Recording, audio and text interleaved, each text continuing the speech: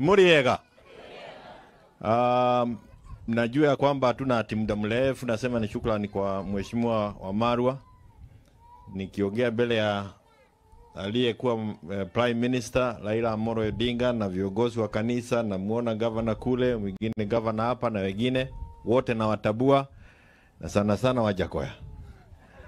Sababu hii dunia inaonekana kama ni ya Wajakoya, lakini kwa kifupi tu niseme tumekuja kusema pole kwa familia Mama Brian, pole sana. Ni kitu ya uchungu.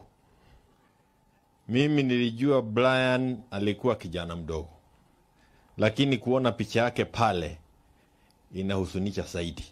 This is a very young person.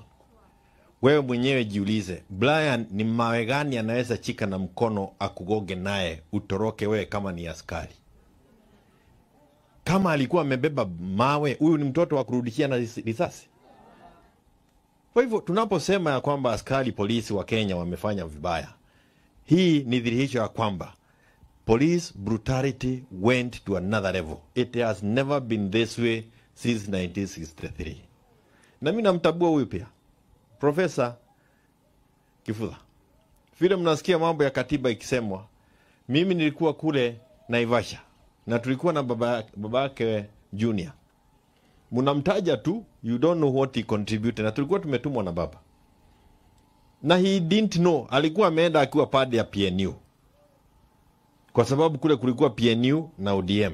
Lakini tulipofika kule, alisahau mambo ya PNU, akasahau mambo ya ODM. Hata huyu kichwa yao ilikuwa Kenya.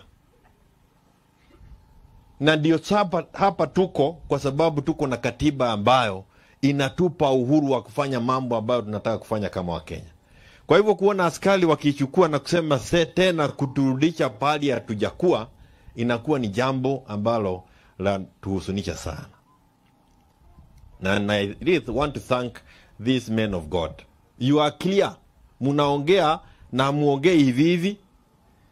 Kwa sababu sasa tuko dunia ya Kenya ambao makasisi wanacheza mchezo aina hii. Na hiyo ndio imeweka Kenya kwa shida. We want to challenge the men of God. Mwambieni William Ruto kinaga ubaga ya kwamba mambo ni baya na Kenya kuna njaa. Mimi nilisema nitafaa Sufuria mpaka aende Sugoi. Either alete bidhaa mambo ya chakula chini ama aende Sugoi. Unaweza ingia ofisi ya serikali, maana yako ni nini kama umeingia kule na maisha wa Kenya imeanza kuwa gumu? Hatukukuweka kule utuletee shida.